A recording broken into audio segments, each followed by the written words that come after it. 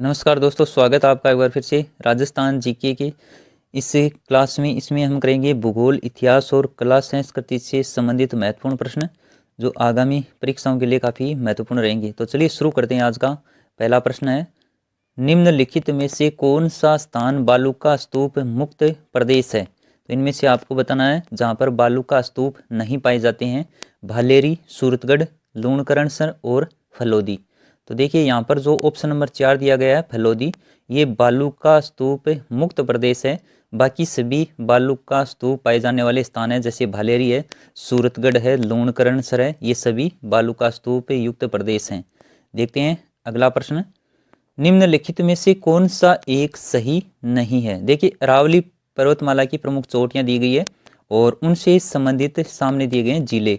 तो इनमें से कौन सा मिलान सही नहीं है? कमलनाथ सिरोही, सज्जनगढ़ उदयपुर, लीलागढ़ जयपुर और बिलाली अलवर।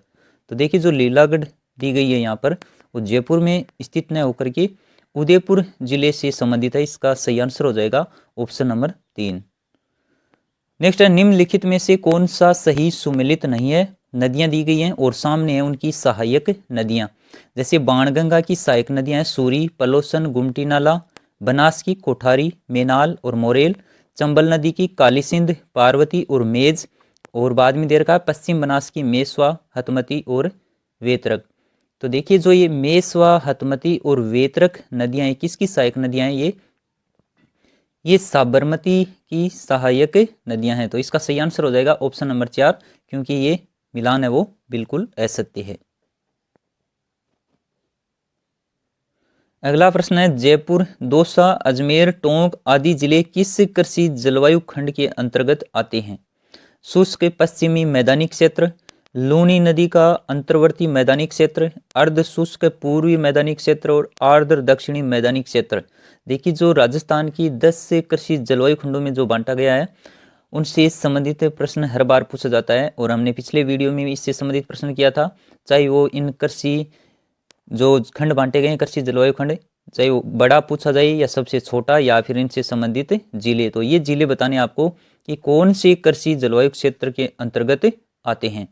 तो देखिए ये सही आंसर हो जाएगा ऑप्शन नंबर 3, ये आते हैं अर्ध शुष्क पूर्वी मैदानी क्षेत्र में। तो इसका सही आंसर है ऑप्शन नंबर 3।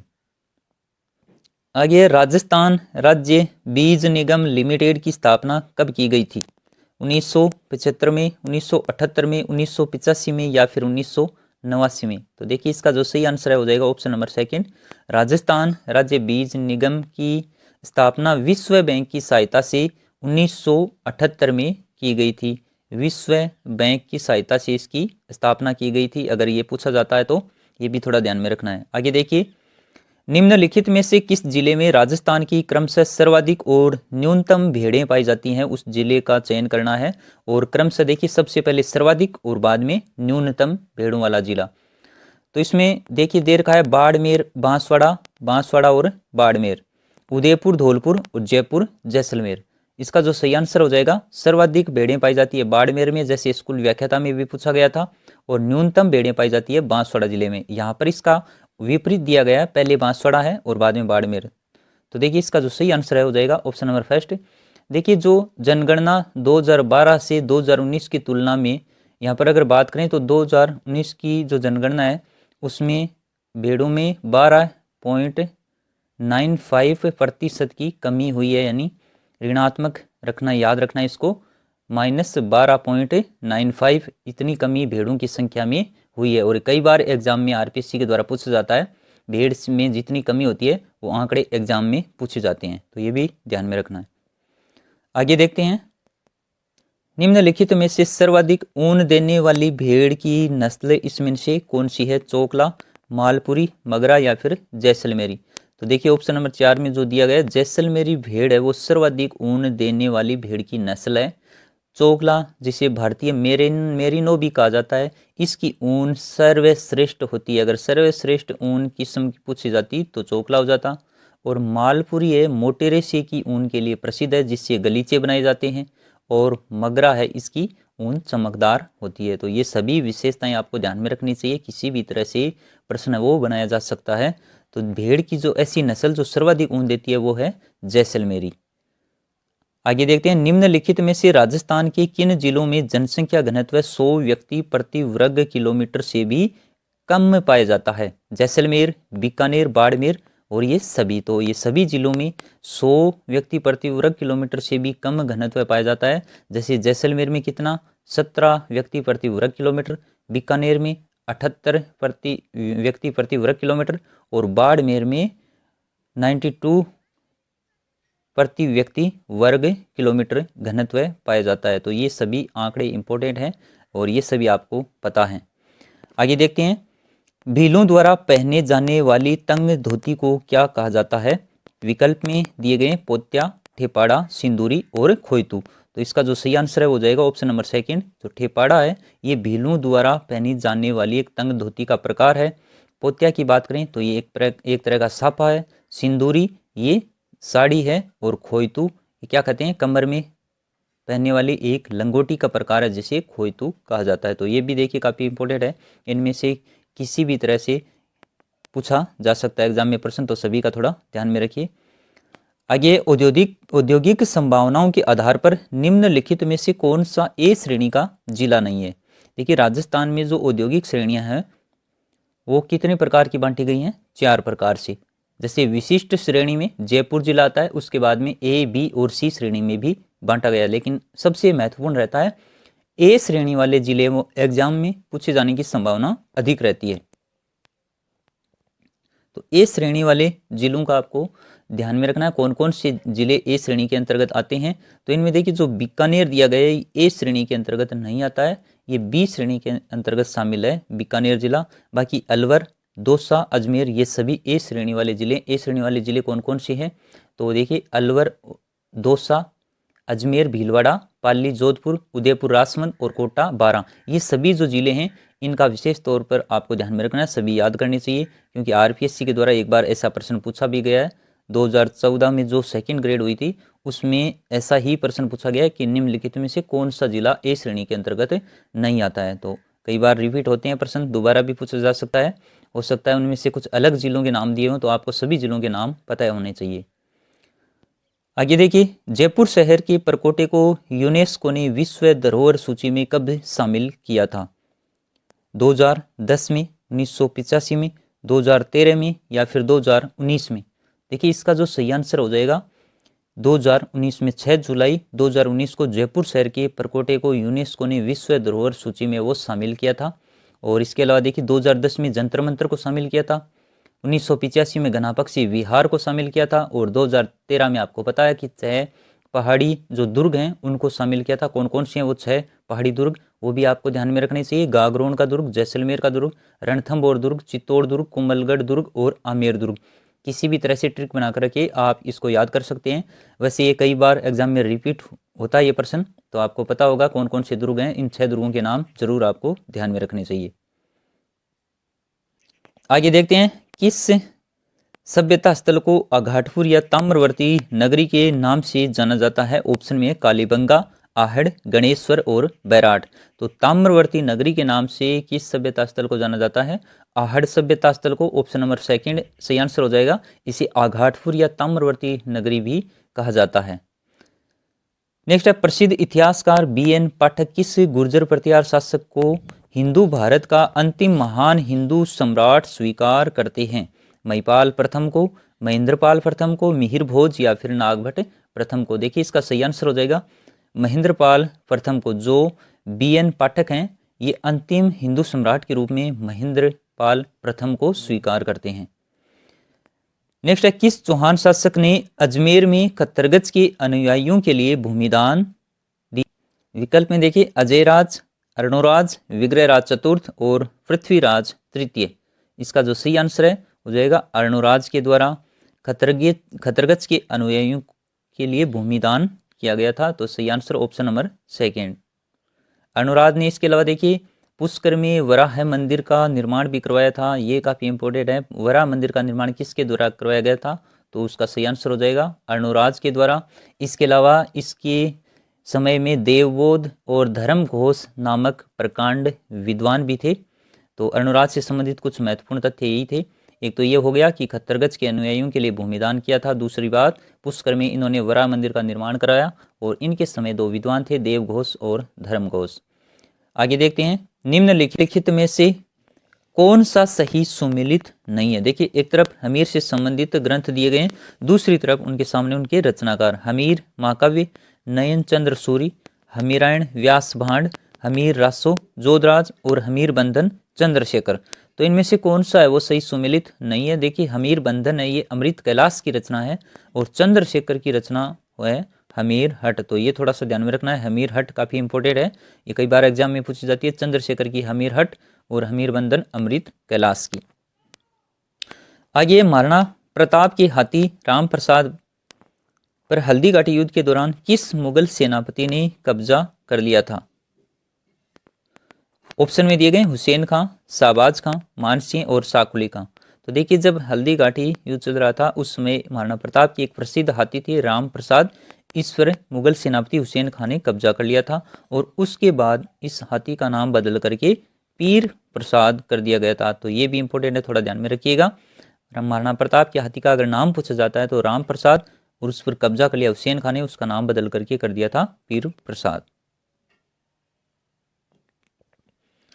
नेक्स्ट है, महाराजा राय सिंह को शमशाबाद तथा नूरपुर की जागीर और राय की उपाधि किसके द्वारा प्रदान की गई थी। विकल्प देखिए, अकबर, जहांगीर, शाहजहां और औरंगजेब। तो देखिए, ये उपाधि दी गई थी अकबर के द्वारा। राय सिंह को शमशाबाद और नूरपुर की जागीर के साथ राय की उपाधि वो अकबर के द्वारा दी गई थी।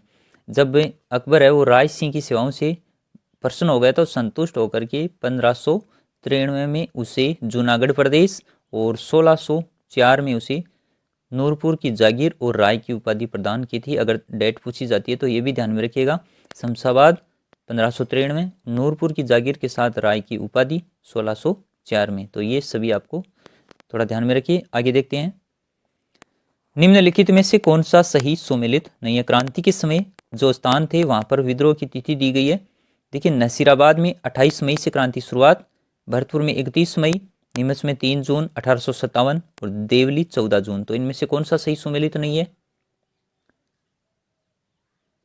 जो देवली है यहाँ पर क्रांति की शुरुआत हुई थी 10 जून को और यहाँ पर 14 जून दिया गया, जो असत्य है। 14 जून कहाँ पर हुई थी क्रांति, टोंक में हुई थी। तो देखिए, इसका सही आंसर ऑप्शन नंबर 4 माना जाएगा।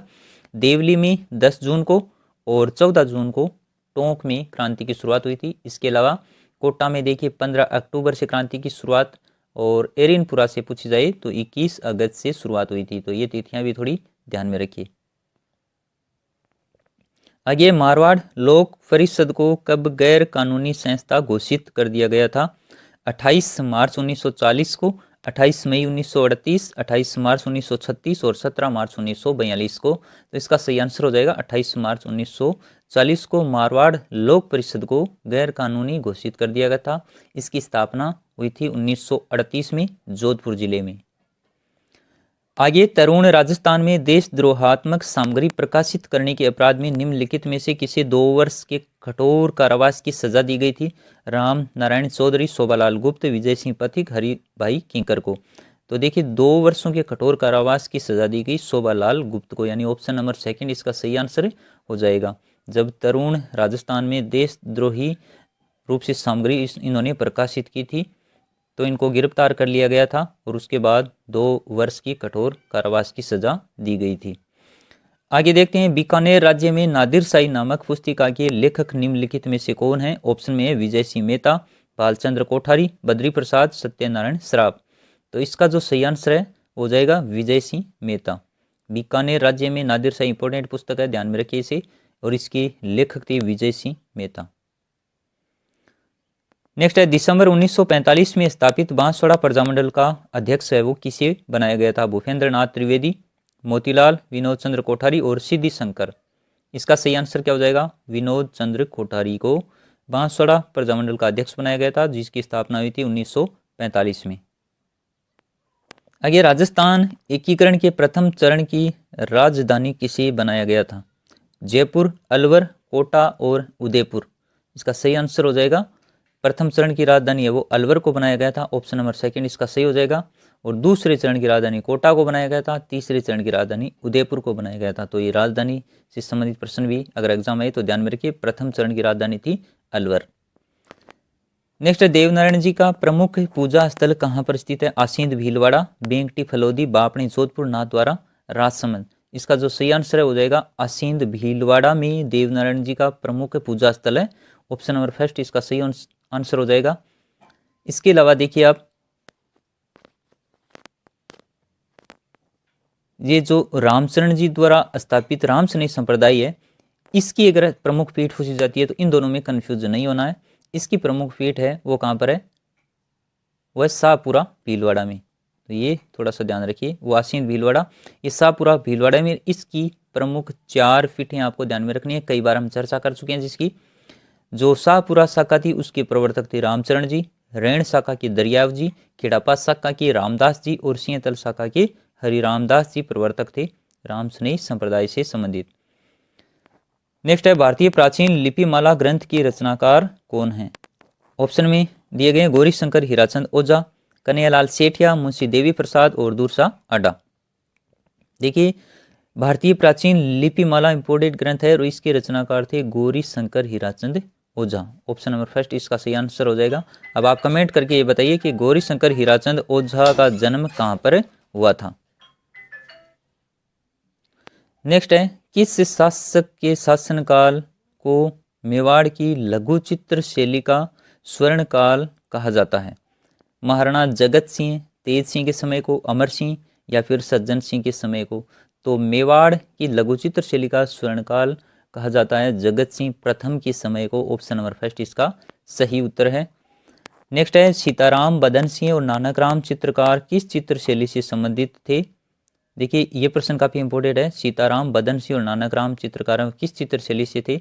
नाथ द्वारा, किशनगढ़, जोधपुर या फिर कोटा शैली? तो सही आंसर हो जाएगा किशनगढ़ शैली से, ऑप्शन नंबर सेकंड इसका सही उत्तर माना जाएगा। नेक्स्ट है अरावली री आत्मा, मेघदूत, उमर खयाम नामक रचनाओं का संबंध किससे है? जुगल परियार, मनोहर शर्मा, राम निरंजन शर्मा और जनार्दन राय। तो देखिए इसका सही आंसर हो जाएगा ऑप्शन नंबर सेकंड मनोहर शर्मा की रचनाएं। कौन कौन सी? अरावली री आत्मा, मेघदूत, उमर खयाम, ये सभी प्रमुख रचनाएं मनोहर शर्मा से संबंधित हैं। तो ये थे आज के प्रश्न। उम्मीद आपको वीडियो पसंद आएगा।